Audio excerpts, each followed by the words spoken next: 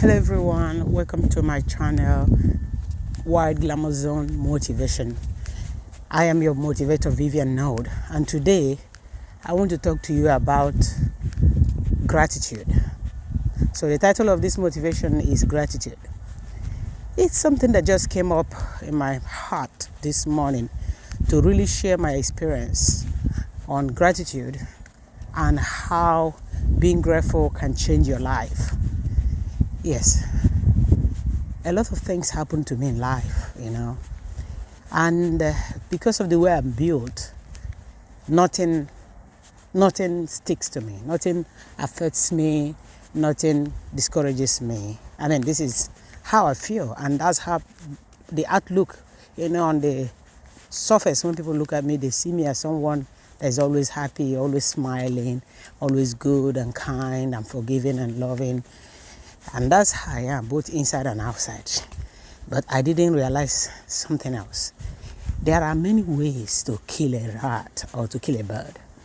If you see someone that is very strong and that is highly opinionated, or someone that, is built the way I am built, and you try to kill the person and you cannot kill the person, then you realize that the person cannot die. But there are other ways that you can actually take them apart, or maybe, retard them, So basically, I did not realize that all the hits were taking their impact on me. At one point in my life, I started becoming angry. I spent most of the time just going through, my physical body and my heart was not actually going through those things. My physical heart, my heart and my awareness were not angry. They were not upset. They didn't feel a thing. But there was I think my mind, my brain was recording everything that happened. And I didn't realize how powerful that brain can be in recording negative instances and incidents and storing them hidden away until future dates when they will replay them to mess you up. So I didn't realize what was going on because I didn't fully have the kind of awareness that I have now, on the education that I have now, or I was not well read. I have not researched the human mind, the human brain, and the influence that negative things can have human being, on their psyche. So I had no knowledge that past events or even present events can actually affect you in a way that you never expected. So what happened to me was that I felt good in my skin. I forgave many people. I did a lot of things when I started to realize that my health was going down. And no medicine was responding. Nothing was healing me. Nobody could heal me. I realized that something was happening. That something has happened. That all the bad things that happened to me in life, that they were highly related to the health crisis I was going through. So all I needed to do was to clean up myself.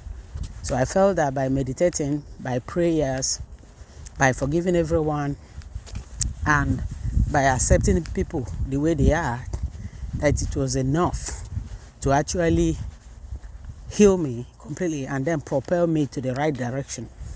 What I didn't realize was that just forgiving people, letting go and moving on, or forgetting the instances on your own just like that was not enough. I didn't realize it. So then I came by hazard, like the French people say, I came to a realization that there is more to, people just hurting you.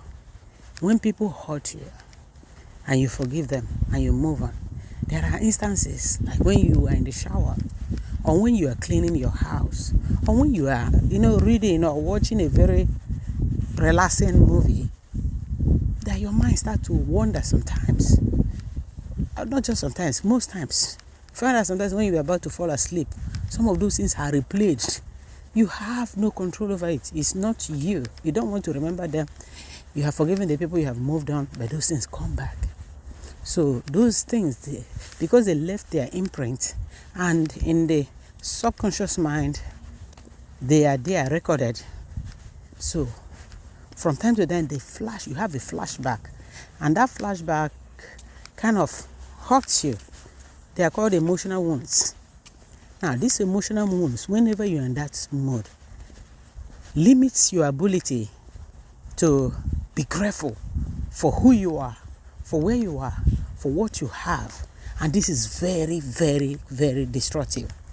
So basically, this is the reason why, from my finding, based on my own personal experience, this is the reason why many people never get fully healed. This is the reason why many people never really reach their full potentials.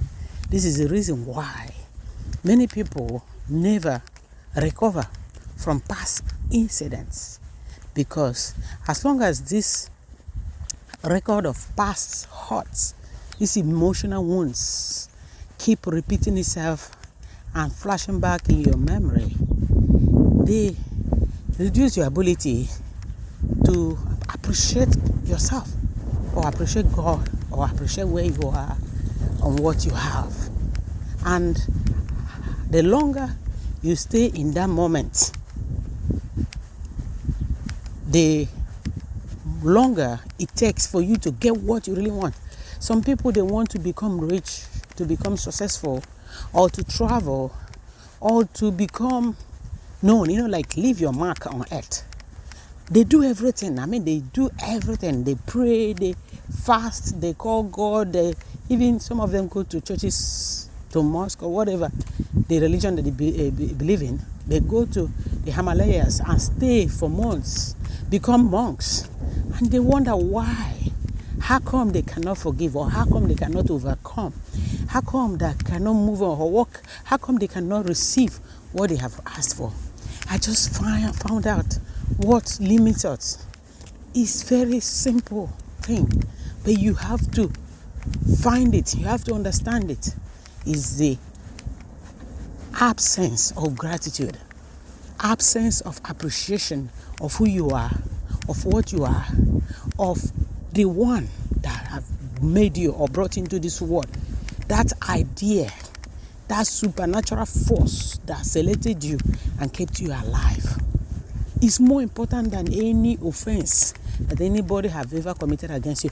It's more important than any wealth or money, all abundances that you can have in this world. If you don't appreciate what you have, you will never get to enjoy them. You will never get to see them. You will never live long enough to really have them. And as long as there is something that is blinding you, you can never live in the spirit of appreciation. You can never rise, and you can never reach your destination. Even if you get to your destination, it will take you much longer. From the moment you realize this and start to give thanks. Give thanks is not just on your lips alone. It means you have to live it. You have to live every moment of your life just being grateful. Whenever those bad things comes up, I call them bitter things. When they come up from the pit of your stomach, or from nowhere, because most of them come from nowhere. You don't know where they are. That's why it's difficult to get rid of the feeling. You tell the feeling, this is not what I want to think. This is not how I feel. I've forgiven them. Go away. Sit and go here behind me. Or you tell them, listen, I've moved on. Oh, this is in the past. It's finished. Yet they keep coming back. Anytime you go, you get calm, and you are kind of not fully distracted, they keep coming back. Keep coming back, like monsters. Whenever you want to sleep, you really, really want to sleep, they keep coming back. So the only way to override them is to write into your subconsciousness love, gratitude, love for yourself, and love for everybody. Forgiveness for yourself and forgiveness for everybody. But most importantly, gratitude. You must live in the moment by moment, with gratitude in your mind, gratitude in your heart, gratitude in your brain, gratitude in every action that you take, gratitude in your breath. Each time you breathe, you say, thank you, God, for this breath. Thank you for my life. Each time those thoughts comes, you always know when they're about, when they start, because they creep in quietly, but yet your awareness picks on them when they come. The problem is that most people, they tend to enjoy it because it's like a tape recorder that is replaying.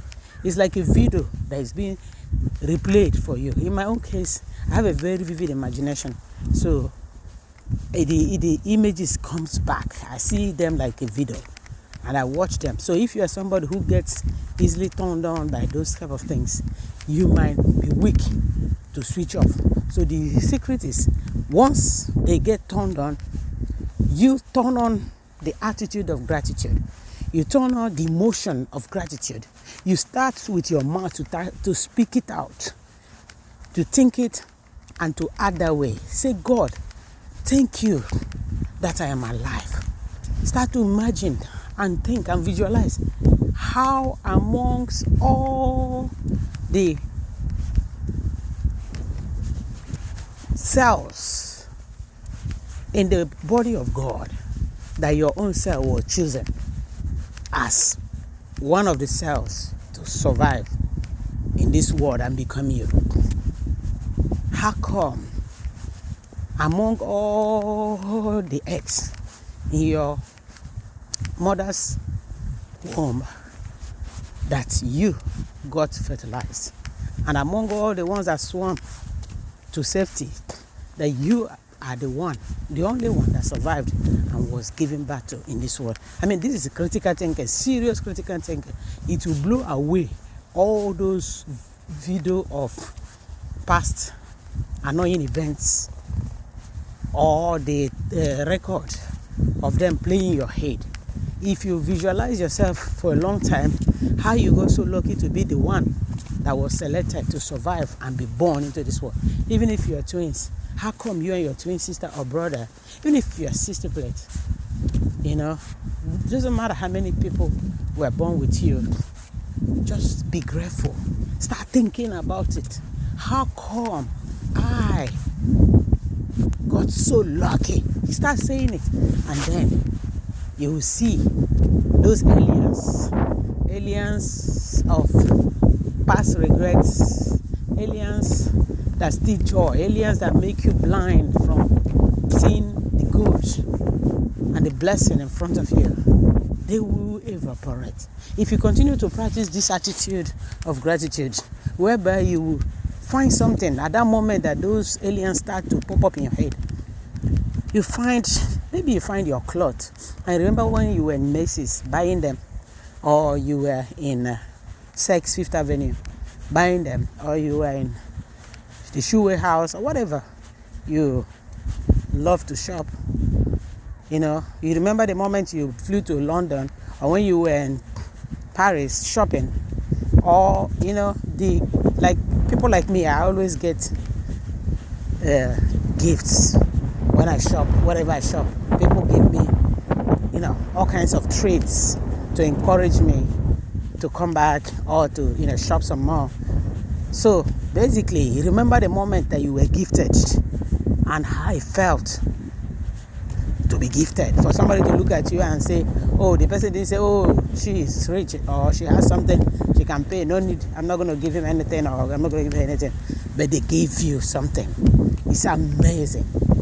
Or somebody doesn't look at you and say, oh, she's too poor, no need for me to give her anything.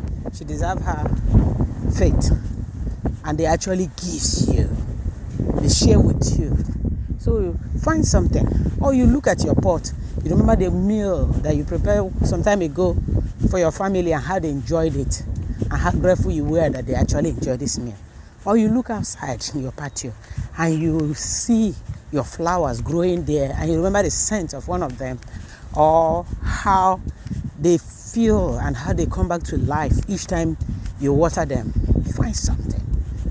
Remember the first time you met your husband, or the first time you got the news that you are pregnant with your child, for something that makes you happy, dwell on it, linger on it, speak it out, dance about it, or remember your favorite musician. Maybe it's Madonna, maybe it's Beyonce, Shakira, J-Lo, or Jay-Z.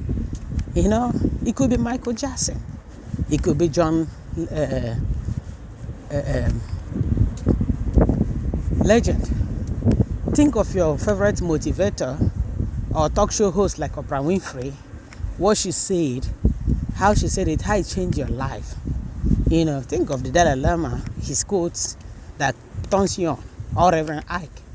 You know, think of Neville Goddard. Imagination is the key, and start imagining yourself, you know, doing and being and having whatever you want just by believing it. So think of it and say to yourself, I would rather imagine good for myself. I would rather imagine all the blessings in my life, and automatically start imagining it. Think of God and how he said that we should ask for what we want, and that we should do unto others as we have them do unto us. And think of Jesus Christ. It is done unto us as we believe. So if you can remember, just find one of these things or any other thing that turns you on, that can turn you away from those distractive and destructive thoughts, and just jump back into the attitude of gratitude. That moment, that belief, that faith, that observation that there is more to life than past failures, and that your past failures does not define you. Your past failures does not define you. You are not your mistake. Rather, you are your future. You are your success. You will see your life change. If you continue to practice this attitude of gratitude and use it as a weapon to distract yourself, within a short time, I guarantee you that you will overcome. You will overcome and you will suppress, subdue, and completely eliminate those aliens of past failures, those aliens that blinds you. You will overcome them, you will override them, you will win them, and you will completely delete them, and you will start to live in the moment by moment of gratitude, appreciation, and then you will see the power of God. You will see the power of love. You will see the power of truth in your life. You will see the power of gratitude. You will see your healing instantly completed. You will see your breakthrough instantly come to you. You will see your wealth, every dreams that you have ever had, your wishes will start to come true. Your finances will improve. Your businesses will fall into place, and you will start to have multiple sources of income.